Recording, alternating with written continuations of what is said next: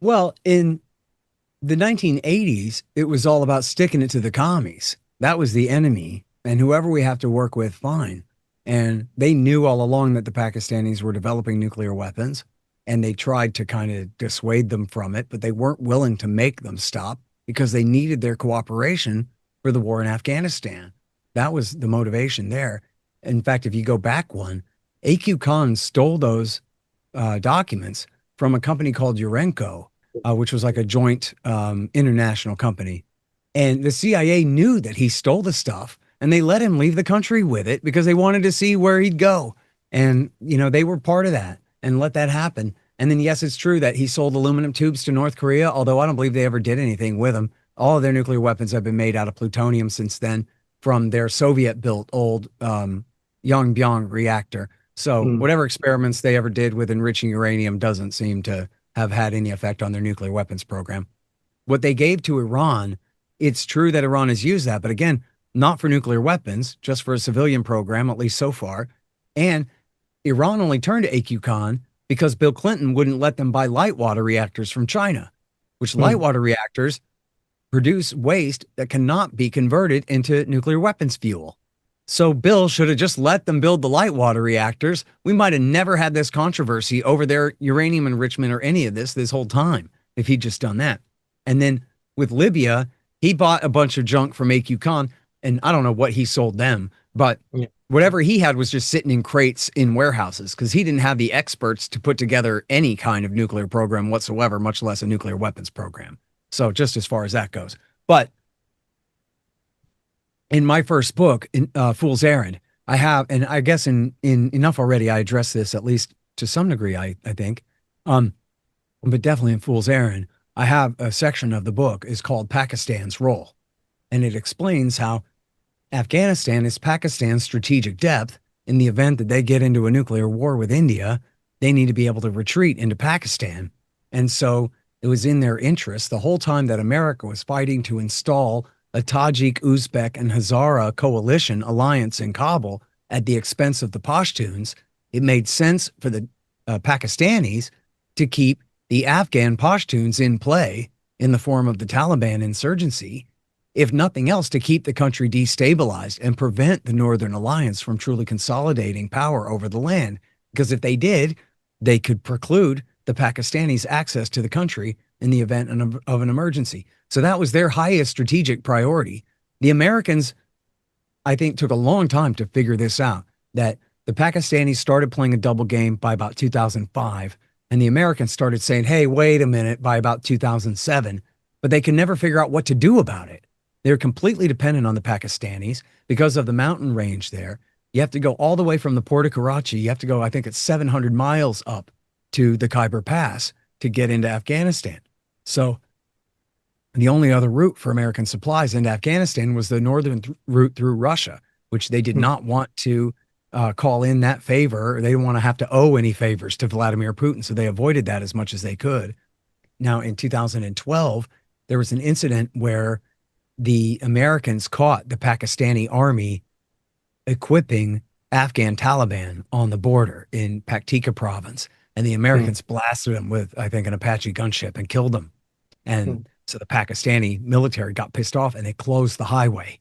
Mm. And so for the entire year of 2012, America had to go through the northern route, with which Putin obliged and let America do that. So they were wholly dependent on the Pakistanis for that. Now, in 2009, Obama comes in, and there are, according to John Kiriakou, 29 Al Qaeda guys, actual Arab friends of bin Laden, hiding in Pakistan. And now bin Laden, now Osama, pardon me, Barack Obama, instead of sending in CIA guys with knives to cut these guys' throats or kidnap them out the window in the middle of the night, he sends in the drone warriors.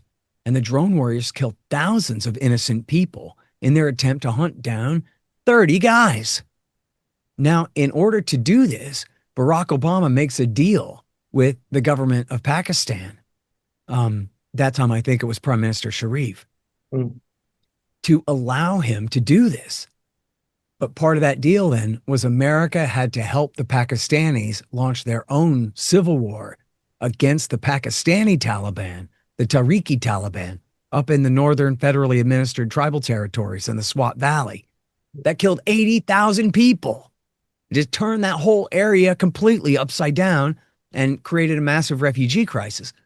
A refugee crisis where, just like you had Afghan Taliban hiding out in Pakistan for safe haven, being supported by the Pakistani government, now you had Pakistani Taliban hiding out on the Afghanistan side of the border, being protected by the government in Kabul and used against the Pakistanis as well as against the Afghan Taliban. Now, one of those groups, a couple of years later in 2013, when it was all the fashion over in the Levant, hoisted the black flag and declared themselves loyal to the Islamic State. And that's what we now call ISIS-Khorasan, or ISIS-K, was born out of Pakistani Taliban refugees from the Pakistani war that Obama helped them wage as a bribe for them letting him wage his drone war to kill a measly stinking 29 friends of Osama bin Laden who are supposedly still hiding in that country.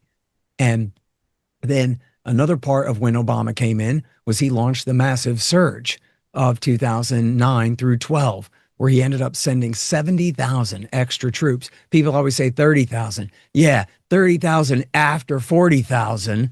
He sent 70,000 extra troops to Afghanistan to vastly escalate the war, especially in Nangarhar in the east on the Pakistani border and down in the south in Helmand province and in Kandahar province.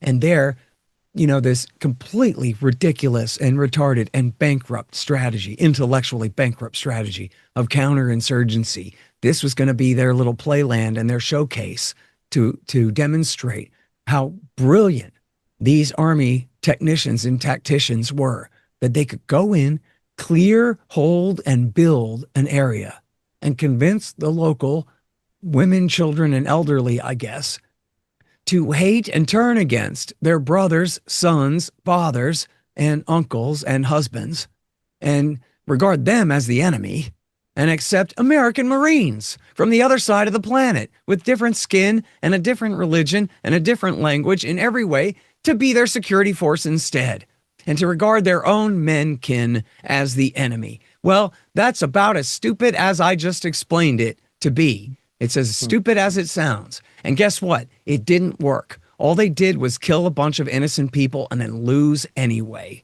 Yes, I think that's always been a fear. And, you know, the reporting has been that the Americans worked with the Pakistanis to secure their nuclear weapons in different pieces and parts, you know, in secure facilities around the country where hopefully anybody ignorant enough to be a bin Ladenite would not be able to figure out what to do with it all and would not be able to get their hands on it all and not be able to put it together in any useful way.